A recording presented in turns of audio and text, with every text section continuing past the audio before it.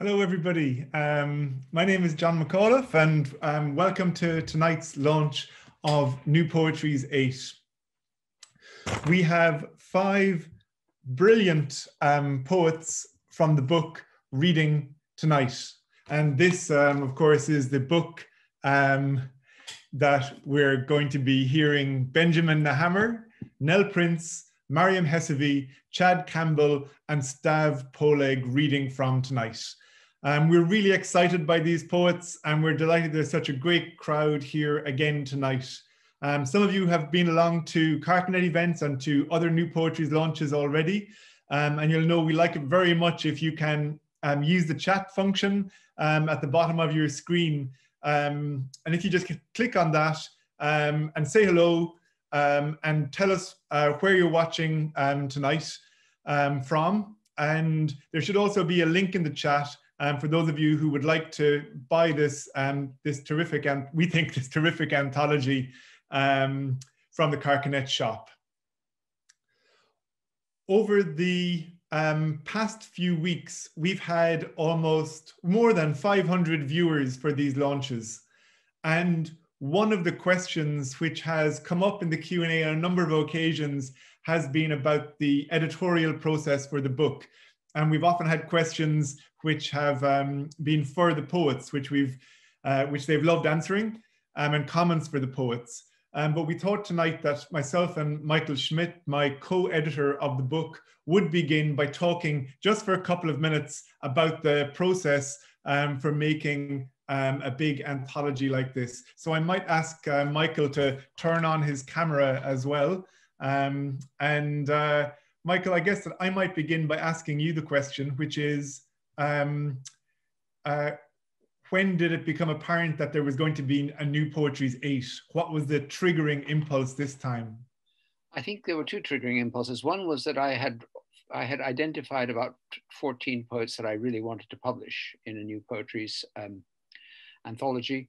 And the other impulse was your arrival as my associate publisher, because it's always lonely being an editor, and especially when you're doing this kind of anthology where you're making choices which are going to determine really the future direction of Carcanet's editorial plans. And your arrival with fresh ideas, with a fresh eye, made it possible for me to share the people with you that I had liked, and for you to bring on board a number of poets who I might have missed or who hadn't. I think it's peer review is the route in, generally speaking. I develop an enthusiasm for poets' work, and then there comes a point at which I can't really resist it anymore. And that was it. I think one of the things that struck me, Michael, was there had been an open submission window at some point prior to the anthology beginning to come together, and we started looking at that. And I think there were 500 or 600 manuscripts and submissions there,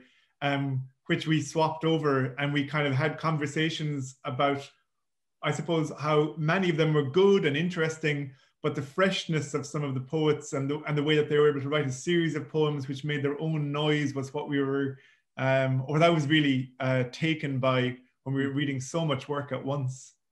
I think the other thing that we decided early on was that if you or I had a passionate enthusiasm for a poet, there was no veto. In other words, if you had an enthusiasm for a poet whose work I wasn't keen on and vice versa, it would go ahead, because we weren't going to design a camel. We were going to design really a 6-legged horse. I think that was what we were after. And I think that's what we got, really.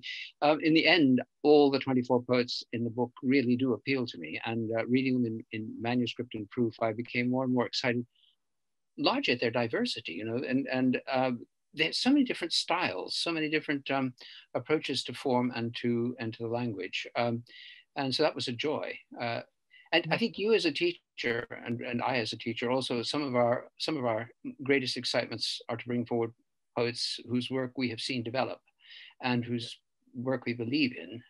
It's really quite an exciting thing to do. It certainly is, and it was an absolute pleasure working with the poets. And of course, we had initial kind of documents with poems, but over the 6 months leading into the anthology, as many of tonight's readers will know, there was a lot of to and fro trying to figure out how the poems would fit and trying to organize how they would sit alongside one another, and beginning to spot what some of the poets had in common, which some of them do have things in common, But the diversity, I think, probably is the most important thing, to emphasize that there are so many different kinds of poetries. And I guess that's the title, kind of the initiating impulse was to be open to different kinds of aesthetics and poetics. I think all the poets are very intelligent in their different approaches to the art. And I think it's that intelligence may be the hallmark. I also have to give credit where it's due. You are the person who put the book into its final order. And I think you did a rather wonderful job. I've in the past I've done it. I've almost always felt that the book makes a statement. And I think this book does as well. The progression is wonderful. I also really like the fact that it is not a tribute to the young. There are poets of mature years here, as well as poets who are still wet behind the ears. Well, not very wet, damp behind the ears. That's right. Well, maybe we will, if not wet the ears, we might douse their baptismal heads now by beginning this launch proper. And I should also just, I think that PN Reviews probably is something that's going to be mentioned in some of my introductions to the poets, and has been again, because it's often those poems that come through the journal is the gateway, I guess, for a lot of the poets that come through. But Michael, I think you were going to start us off tonight by introducing Benjamin. Yes. Well, when Benjamin Nehammer first sent poems to PN Review, including some of the ones he's going to read tonight, I was really fascinated by the sounds that they made. They approached English obliquely, and they took surprising liberties with English, I thought. It was always correct, but oddly angled. I asked him to tell me about himself, and he said he was 30 years old and working for, you guessed it, he says, an offshore drilling company. I write internal news articles of the kind, we did this or we did that, and I'm glad I make a living writing in the English language, even if most of it is, in both senses of the word, prosaic. He wrote his poems after work and sometimes guiltily during work. His guiding light seemed mostly to be American, but the forms he devised had a European inflection. When I asked him why he wrote in English, he said, I write poetry in English because I'm in love with the language. I have been since I was little.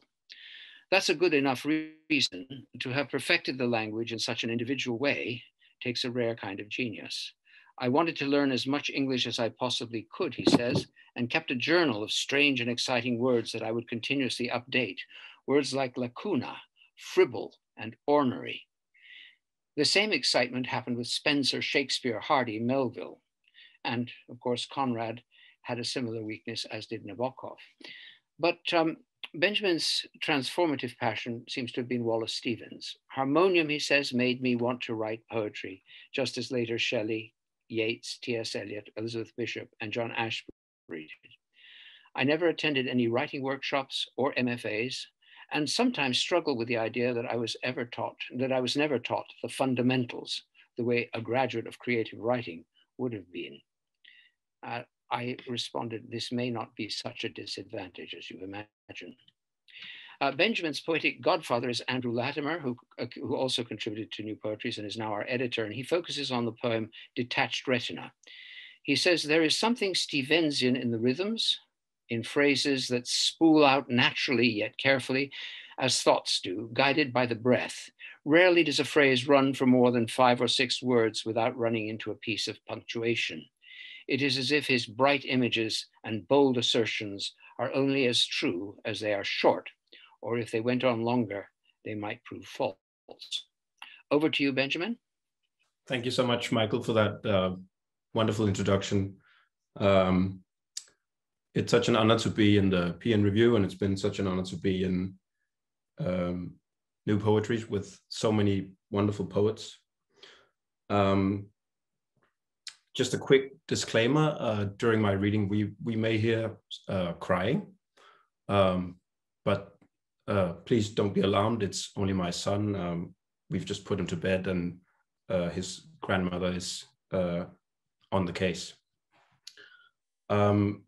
So, as Michael mentioned, Andrew Latimer wrote a very wonderful introduction to the poem I'm about to read called Detached Retina.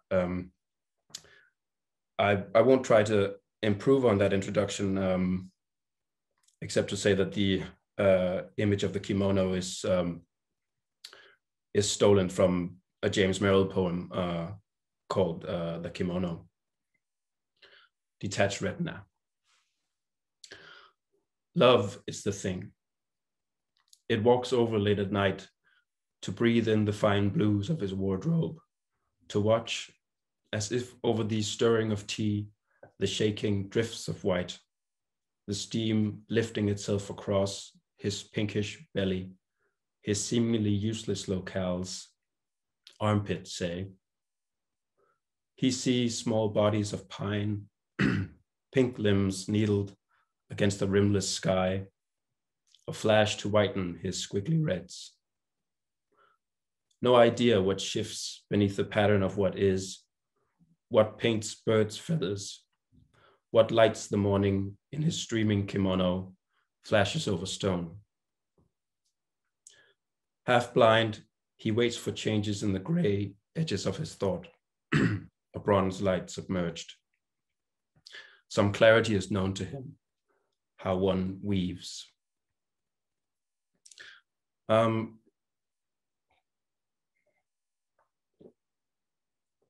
This next one, or at least the title of this next one, is inspired by the essays of Montaigne, who has a lot of title, at least the English translations do have a lot of titles beginning with of.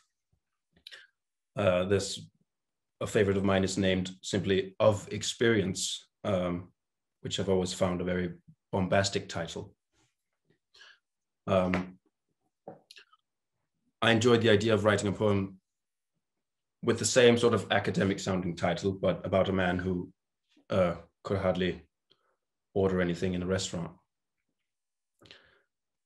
Of where to begin. A man offers you a dry red wine directly from the bottle. You can smell the knowledge on him. You tend not to show your best impressions to strangers. They may prefer the fraudulent, if illustrious wave, the image as surface, this glass stained yellow to be passed and reflected in sickly overcast. Knowing the kind of food they serve here, you turn down the brownish olive, the crude rhubarb pie, that thing you were certain held cilantro. Then he comes back, the waiter, leaving his tip for you to divine. It occurs then that the eye catches itself in the very act of seeing. You realize the ocean is any number of reflections.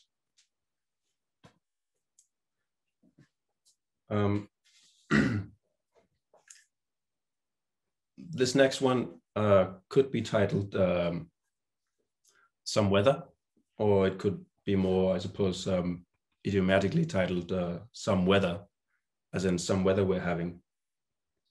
It also, of course, owes something to Shelley, at least the last few lines do.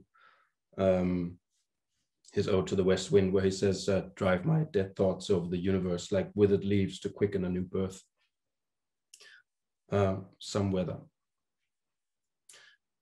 And so the rain sleeted the curious heirloom. The wind stooped the trees from their winding ascents, yellowed their bodies with language. There is being after this mottled persistence, within each crag top and shaggy bustling heather in the reeds. There is the jostling of silt, lichen, the dried stalks that darkness falls suddenly upon. There is the rain, returning to us its findings, this rain that seeks us here, where one thing must follow the other, parades glowing underneath a staggering of waves, this slanted brick and stone, flawed in their light.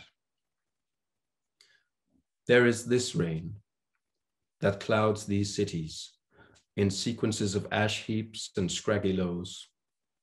It will slip into the order of things as they appear to be, as thoughts scattered over dirt roads.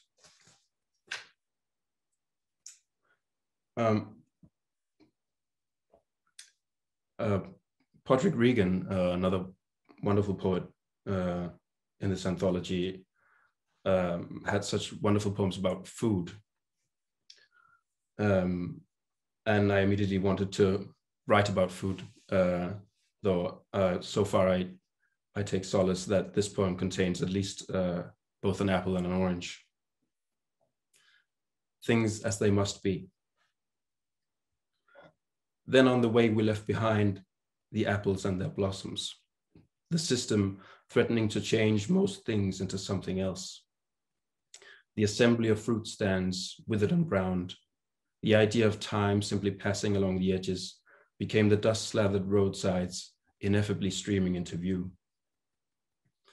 It was the selfless act of skinning an orange, of emptying one's pockets into the day that passed quietly and without much to go back to. It was this that you remade unquestioningly and furiously within your never-resting mind. As if in anger, you struck against your sense of things as they must be, as they are bound to be in the very end, when the trees will stand in bloom, when a figure you have met and forgotten will return and demand what he is owed.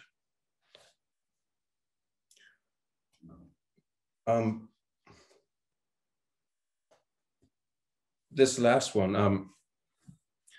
another poet of the anthology, Holly Hopkins, did a wonderful reading of her poem, Three King Canutes. And hearing it, I immediately wanted this poem to be called Holiday with the Canutsons. But alas, it's too late.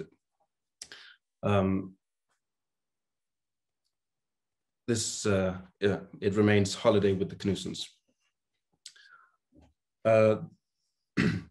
The finch is far out now, though it is too late to assume any normalcy of things as some predetermined distance.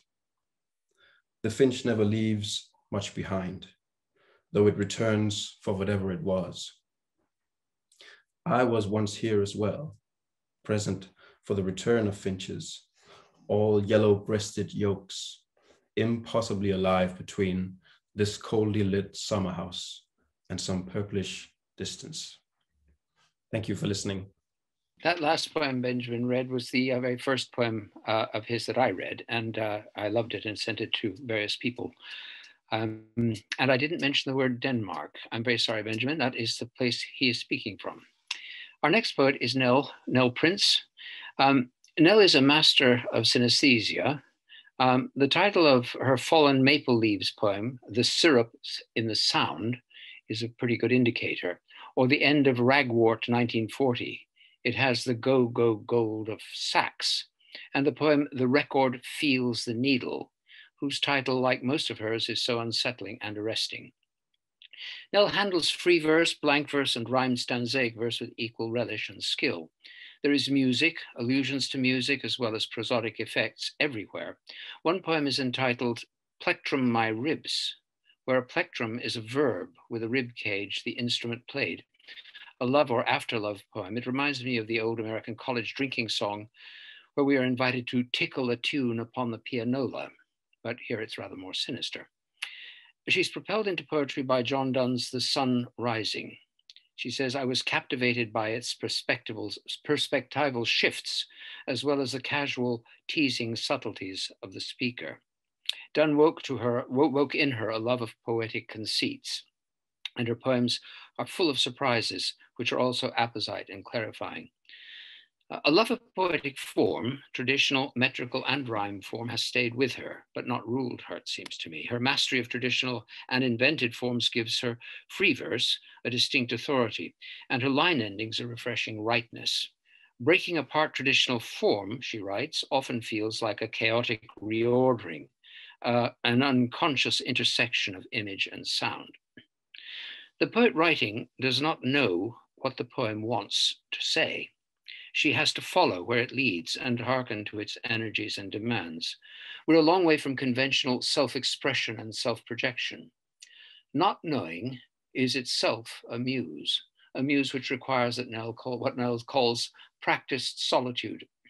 Her poetry is enhanced, certainly, by wit, a word which in its 17th century means so much more than just humor, an alertness to etymology and to the many connections of sound and sense between words, the resistant and the liberating energies inherent in the language, the ultimate independence of the poem itself.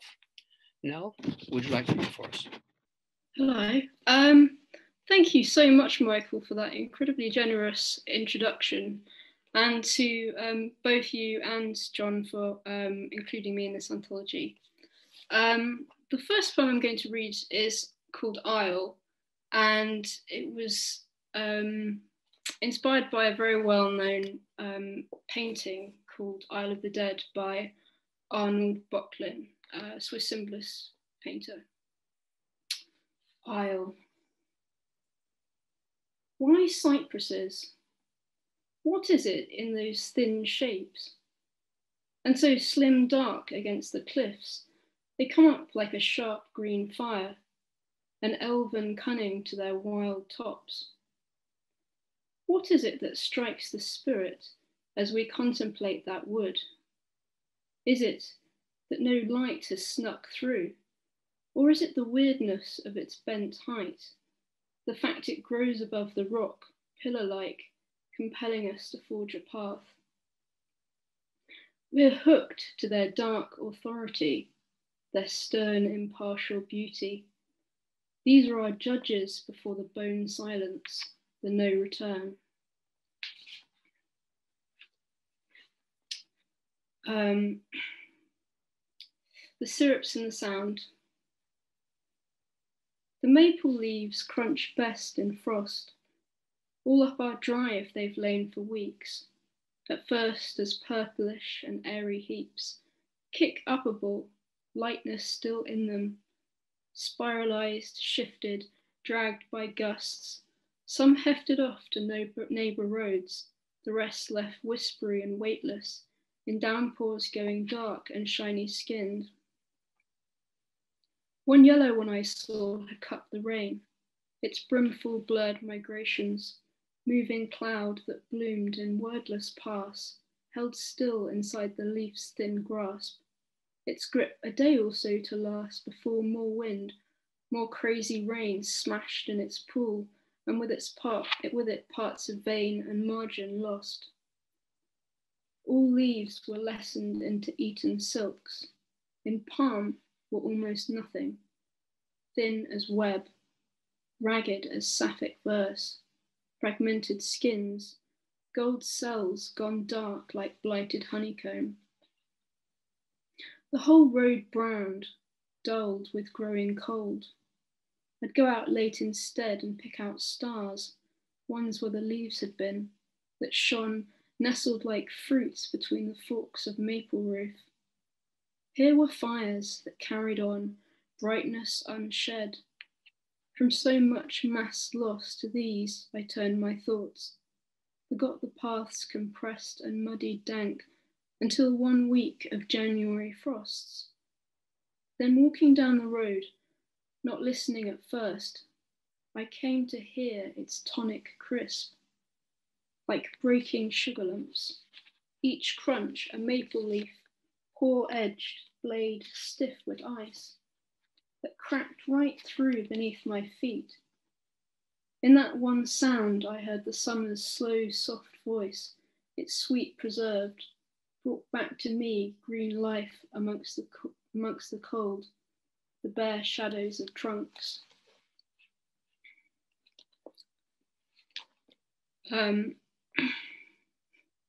Death. Your signature is poppy, red sprawl contrived to make a grave less dull, a field look taller. The sky falls deep across your edge of dye or splatter through grass. It's bitter too, a full choke. Puffed cheeks of thistle stars, slope of weed, heights that ask nothing.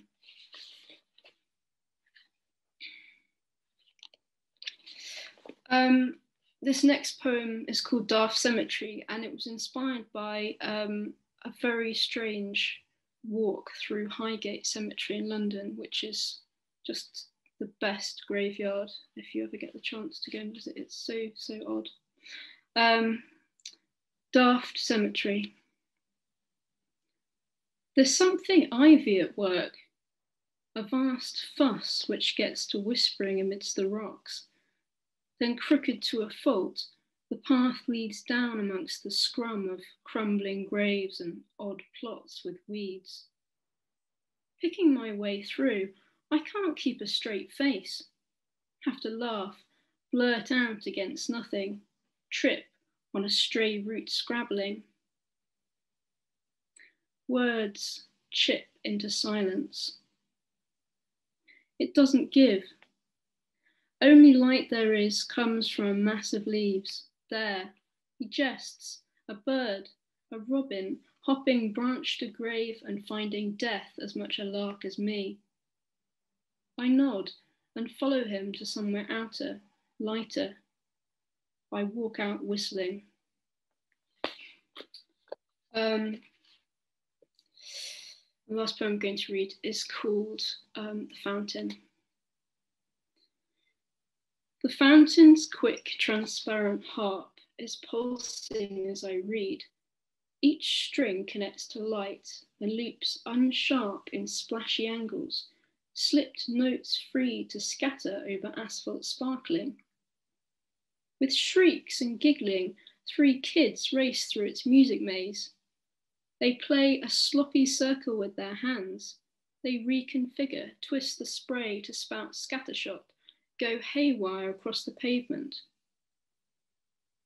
I see their pleasure is in breaking up the lyre's shape. They discompose its fine design.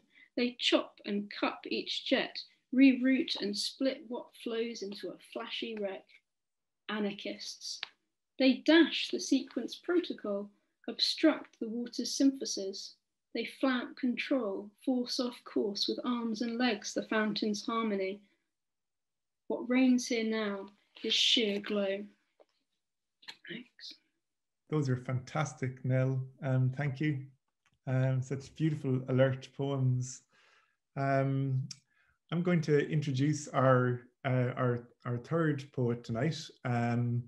Our third poet is my friend, the poet Maryam Hessavi. Maryam and I have been talking about poetry for many years.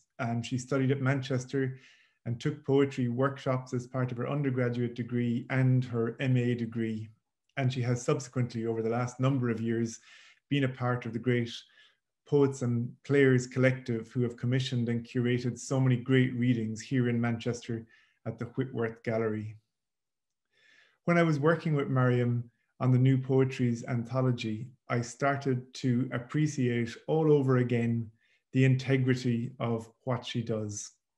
How the poems, as you are about to hear, are both bold and careful in how they place one word or image next to another, as in her amazing poem, Red Cities, which Michael first published in PN Review, and whose transformations still astonish me. I was not a girl, she writes. I am also that girl.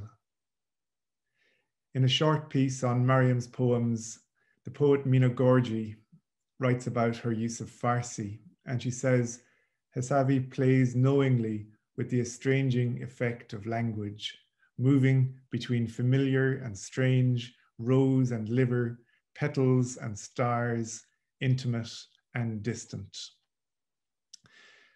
Maryam is also, I should say, a fellow of the Ledbury Emerging Critics Scheme. She is a contributing editor at Ambit, and she is also working now as reviews editor at the Poetry School. So here you are, Maryam. Thank you, John, for that really generous introduction. And thanks also, John and Michael, for having me in the anthology and here tonight to read. The first poem I'll start with places us here in Manchester, so I'll go with that. The Estate, Arrowfield. Way of entries, lamplight gloom on the whistle that calls at night. Package in the hedgerow, hawthorn blossom rushing on ancestral spite. Hooded angels transacting venal escalation for metal cuts, paper slights. They adorn their wings with these. Uncollected bins that night creepers fill with used nappies, fast penknives, The playground is colourful fists, and council brews help call out each child's name gone walkabout. Grey slabs sleeted with balloon canisters, and Gabriel asks about these bullet shells, silver beans. So in our garden, some way to the back, we have planted things and given to them names of the highest order, of which Harivash is fairy queen. 14-foot shade candle that sears a slot in our sky and gleans the unseen there. Also, angels need a way to fare better. Flowers for the late spring, cream cups tar-offing, Behzad's filigree and cinnabar, gold beanstalk, curving down to reach, magnolia grandiflora, evergreen, and these high gloss leaves that point to. So as John was saying, when we were thinking about compiling the poem, something that came through for me were the colours that seemed to connect through with some of mine. So I'm going to go with another green poem to begin with. Frog. On the living room rug, at 8:55, just before setting off for Forest Club, the thick whittling stick in the yellow bag slung nearby, frog on the rug, at 5 to 9, fawn brown legs, camo chest, wheatish arms, green rimmed eyes, and the fuchsia tongue, party horn curling slowly up and down in a young boy's mouth, not just pretending to be amphibian.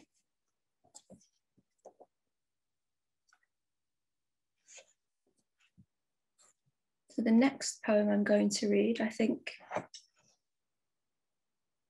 I was still going with the green when I chose these. So this is The Parsley Pot.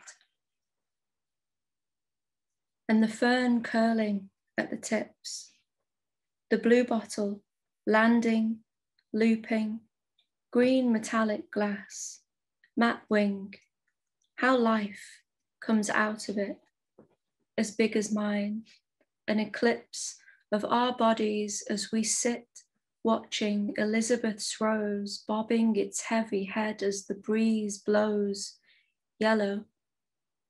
We are basking in the sun, small and mellow, thinking of Sharia and the fiqh of 40 lashes for cruelty to life.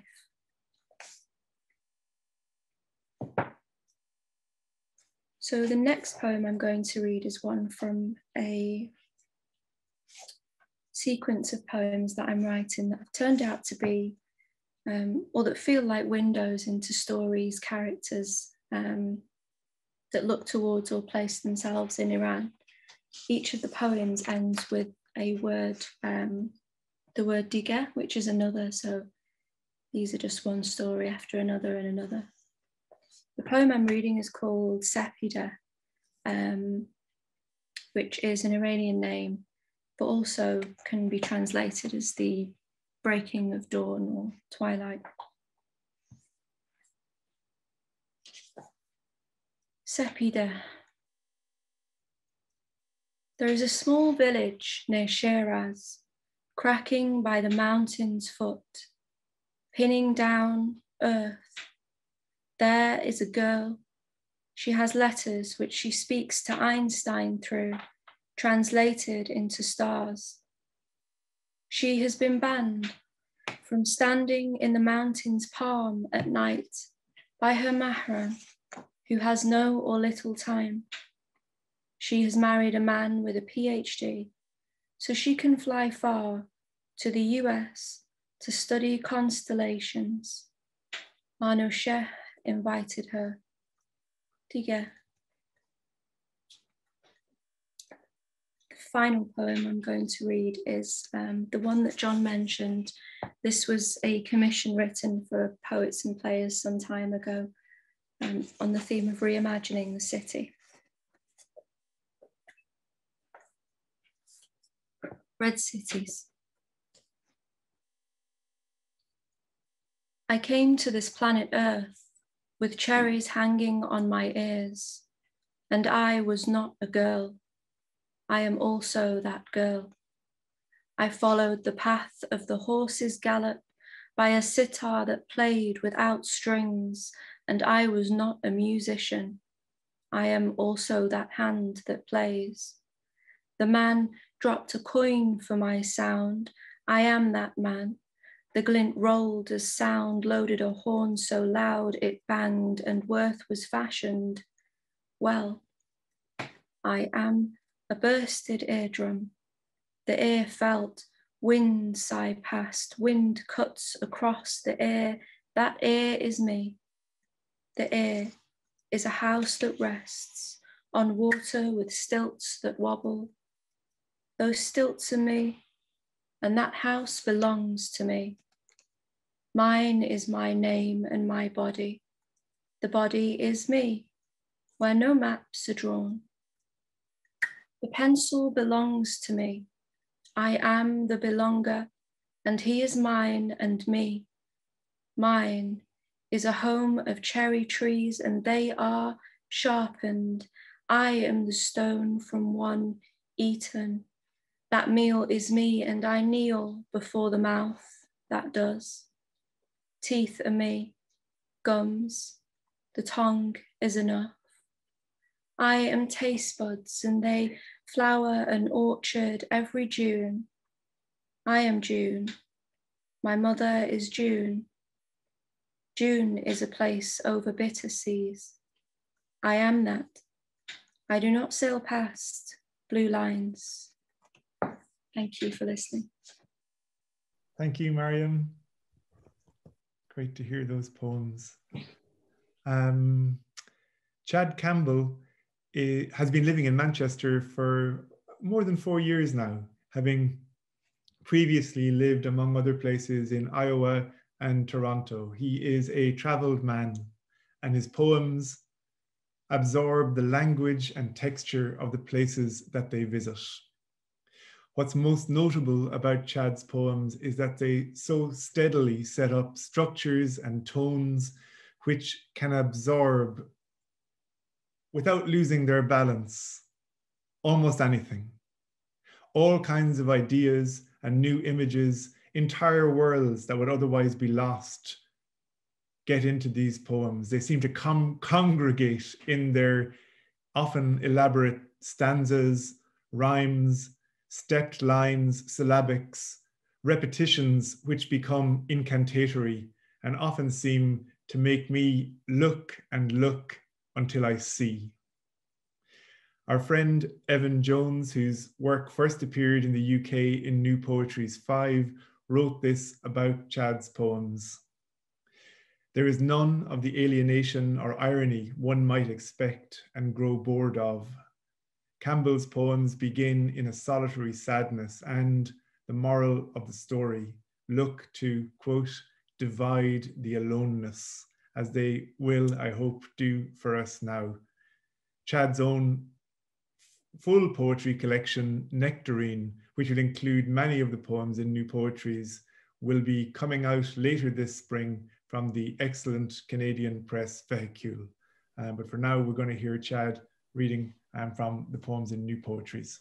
Thank you very much for that introduction, John. And thank you to Michael and to John for including me in this anthology, and to everyone out there watching tonight. Oh, and also a big thanks to Jazz at Carcanet for all the work that she's done in putting together this reading and the other readings. So I'm going to read 4 poems tonight, and I'm going to start with one called, excuse me, To Pronounce the Man. To pronounce the man. Sometimes I think I hear a key scratch, but that's probably just Susan under the floor like a seismograph, waiting to come up the stairs in her fuchsia robe, yelling about the noise. He never leaves, and I never see him. When I moved in, the landlady cataloged the virtues behind each door. Her quick glance at its window has been slow to pronounce the man. I've come to the door once to find the police telling me I can go back inside. I hadn't come outside or seen the line so clearly drawn between what they do and what needs doing. At 5, the light here is nothing, a thawing blue.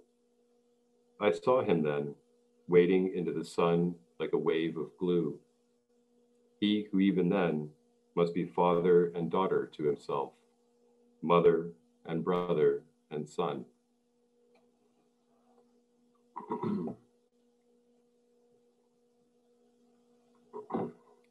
Excuse me. So this next poem is called Afterwards, and I suppose it is my my lockdown poem in some ways.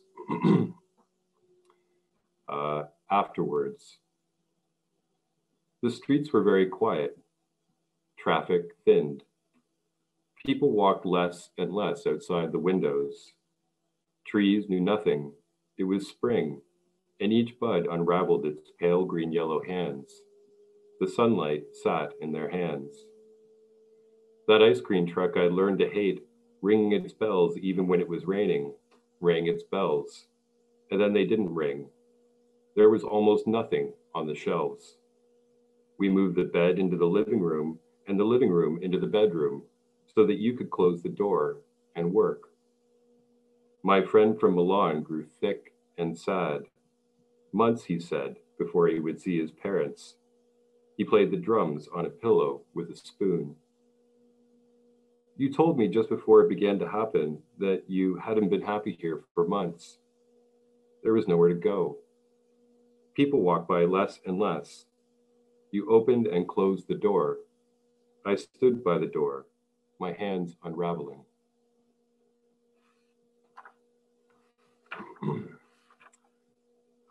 So I'm going to go from Sad Next Door Neighbor and Lockdown Breakup poem and take us into a dark tunnel. Try to stay on theme here. And this next poem is called Tunnel Walking. In a quarter mile tunnel bored through the heart of the hill, the lockkeeper lifted me high enough to feel the stone our narrowboat slid under like an arm through his sleeve. He said there used to be men who would lay on their backs, feet fit to the bricks in the ceiling, pedaling dead freight through the dark. How steam would replace them, but not in time to save even one man falling from the roofs of the boats like meat from a bone. I stared down into the water. Pale faces stared back up. The lockkeeper sat in his basement, tracing his history back through the records until the records gave way to his sound, I imagined, like the cool exhalation of air from the model train tunnels he'd cut into the walls. He hummed a song I recognized but couldn't place whenever we drank from the mugs for brushes he used to paint the miniature city behind his desk. When he flicked them on with a little white switch, I pictured myself staring back from one of the tiny windows. I buried that sound when I was young. It pulses under the work I do, like the roar when you cover your ears, or the clouds above one of those men laying in a bright field, practicing the sky forward as steam poured from his eyes like the shallow barrels of a gun. I think about him, about the last time I saw the lockkeeper, painting himself deeper inside his miniature city, singing in baritone as he fixed the moon to a wire. About the sound, like a forest heart after a storm, of water dripping through moss and loam, of voyages we make alone.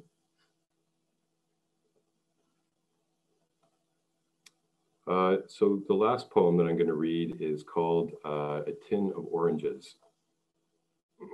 And thank you again for having me tonight. A tin of oranges. So this is what it will be like. The impression, the sheets, ingot on ingot of gold blue air. Let there be at least a tin of oranges. I woke counting back in decades and stood behind the waterfall of objects falling out of touch. An ocean of shoes and loose clothing. The antique bell on the windowsill calling the ancient children home out of habit. Habit. The hands that reach through the bedroom dark part the air like curtains.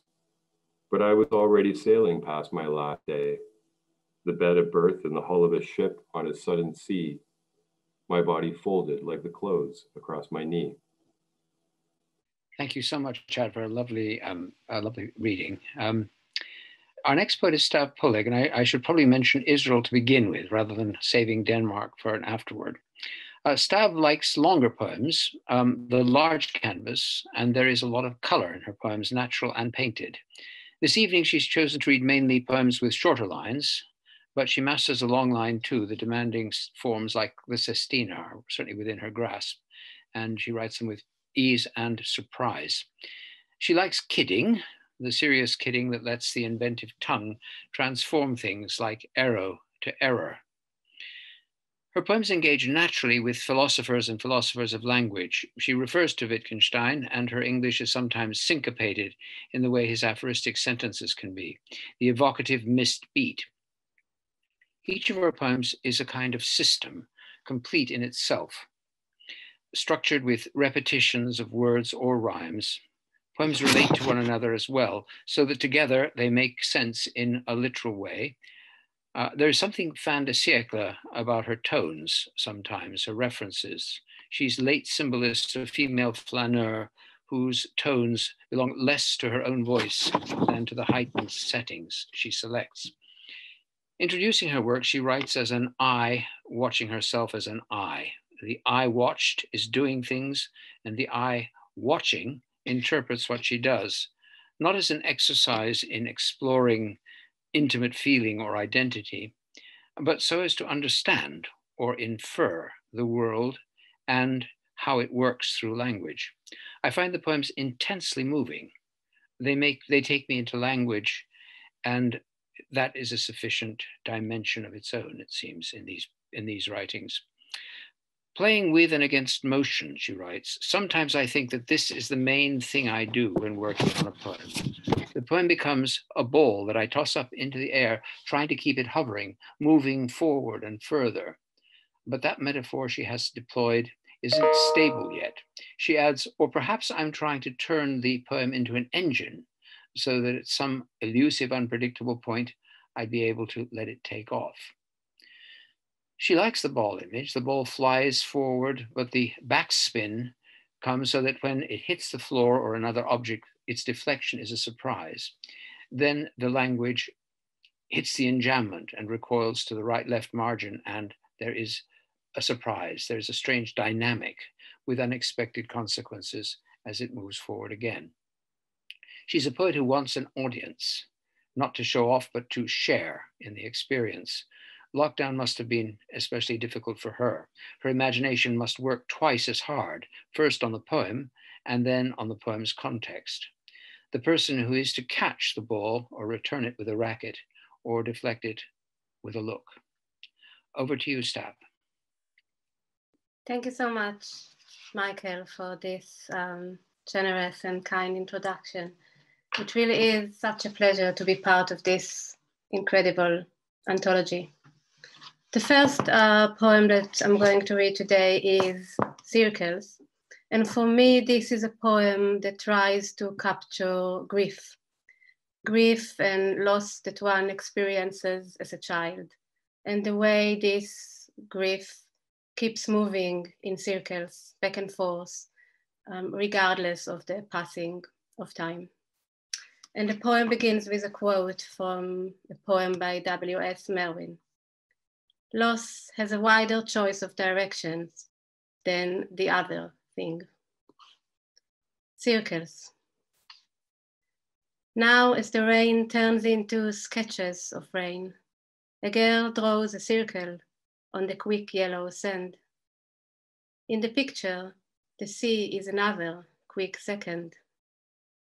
Hours are physical matters, thinks the man who quit smoking 2 hours ago in the picture. Here, he doesn't fall into his palms. He doesn't seem absent. Throw a pebble into the water and watch how the circles get bigger, thinks the woman outside the picture. watching the snow taking hold of a city she now calls home. Click.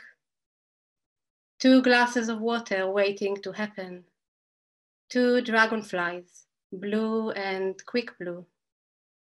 I wouldn't mind being that kind of adventurous, thinks the woman watching the street holding onto the snow. I wouldn't mind being that kind of pretty, thinks the child watching a bee fighting a pond. Throw a pebble into the water and go for a walk. In the picture, the rain never stops or begins. The man doesn't fly out of the streetlights, the city, that year. In the picture, that year never happened. Click. A child cutting the sea out of blue and dark paper. A hot air balloon in a short animation. A telescope catches a moon. I wouldn't mind being that kind of lost. Thinks the tree watching a car in the rain. Thinks the pond watching the door open and close.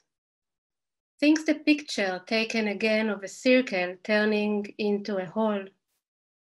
Thinks the child drawing a rainstorm before it takes form. A tree practicing being a tree. A sandcastle made out of water. Throw a pebble into the picture and watch.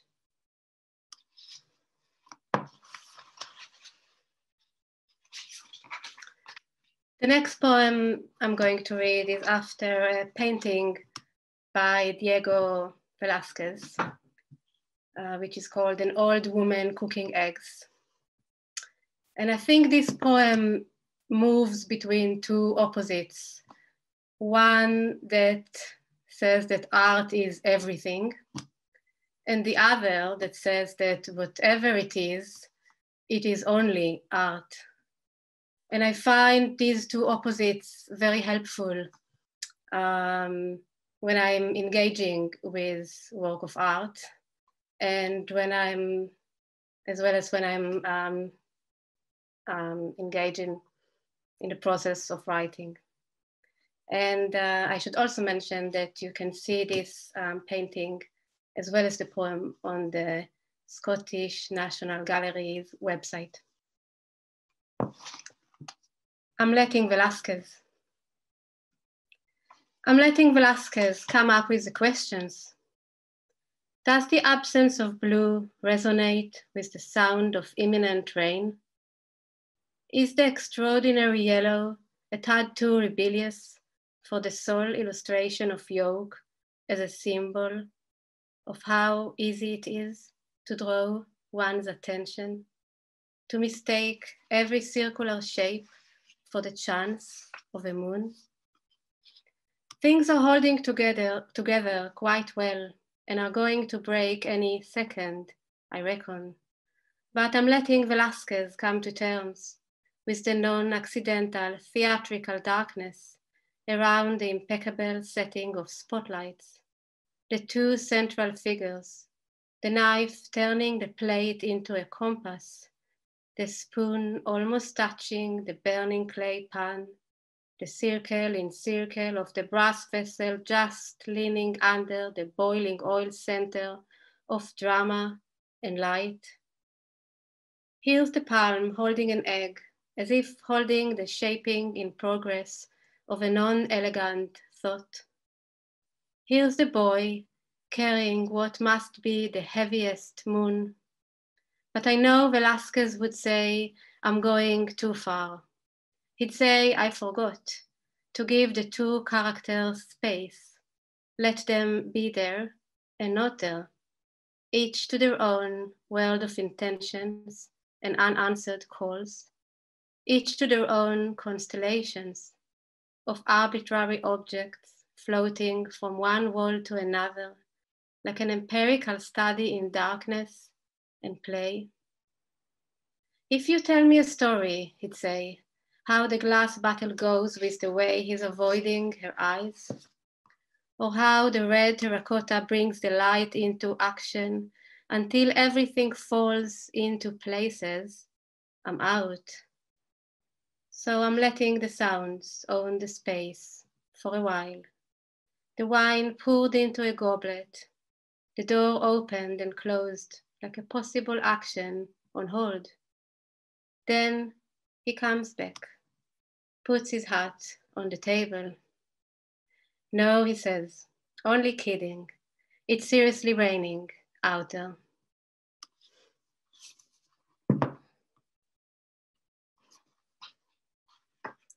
And the last poem that I'll read today is written after the story of the Judgement of Paris. Now, when we think of this title, The Judgement of Paris, it usually sounds very grand and important and serious. But really, when you read the story, you realize that this is not much more than an after party gone spectacularly out of control. So here we go, after party. Yes, there was the abundance of nightfall, the sky with a parachute scar, the spoon clinking on glass. But no one could trace, like a hymn, the blue vanishing trail of an apple throw arc. Things like this happen, a hula hoop pivoting beauty, a wonder thrown like a firework into the crowd. Some say it was only an arrow, meaning an error.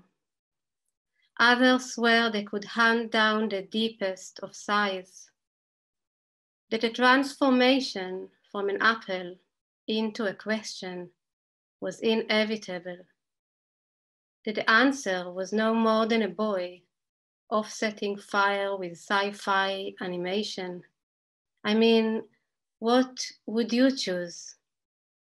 The possession of Europe and Asia, the greatest of warriors, rivers and tongues, the green in their night vision maps, a doorbell and how it rings, night. Thank you. That was wonderful. Thank you, Stav. And how great to end this series of 5 launches with an after party. And an apple turning into a question. I'm going to invite back Nell and Maryam and Chad and Benjamin as well, if you can turn on your cameras. And we thought we might just ask you a question, maybe a little bit about the anthology as a whole, given that it's the last night, and how many of you have been publishing in magazines for many years, and you might have a sense of what was different about preparing a work for the anthology and your response to seeing all the other poets around you in the anthology as well. This is not an easy question, I'm sorry, but Chad, can I go to you first? Oh, you're muted, Chad, sorry. There we go. Yeah, so what was the first part of the question there, John? Just about the difference, I suppose, between seeing a big chunk of the poems in the anthology as opposed to kind of having them coming out in the magazines one by one, and what it means to see the poems read together in a bundle like that. Yeah, well, I mean, like each poet in the anthology, you know, and myself included, like there's almost enough poems there to be considered like a small pamphlet. So it was really interesting, you know, to reading through the anthology poet by poet. Like you really, like I felt like I was reading this kind of amazing sampler of other people's pamphlets. And, you know, I had been kind of busy and scrambling to put together my, you know, to put together a collection. And this anthology in many ways really helped me to kind of see my poems together all in the same place. And, you know, to have you and Michael thinking about how they sit together and which ones maybe don't. So, you know, it just felt incredibly good to be in the anthology and also to start seeing my poems together as opposed to, you know, just kind of throwing one over the wall and hoping that somebody catches it, you know. Stav, can I ask you to come in? Yes. Usually I think when I write poems, I think of it almost like painting. So for me, the poem is like a painting. In other words, it has to stand on its own. It's one work of art. So I usually don't think, especially when in the process of writing the poem, I don't think of other poems. So I don't think of a collection or anthology. So it was interesting, but it's been interesting in the last year when I started to think of a collection, and when I started to think of this anthology, of how to collect the poems together. So again, like curating several paintings together for an exhibition, this is how it felt for me. Assembling several poems together, thinking of them in a way of a sort of an exhibition that invites the visitors to come and walk between the poems. Very, very nice. Maryam?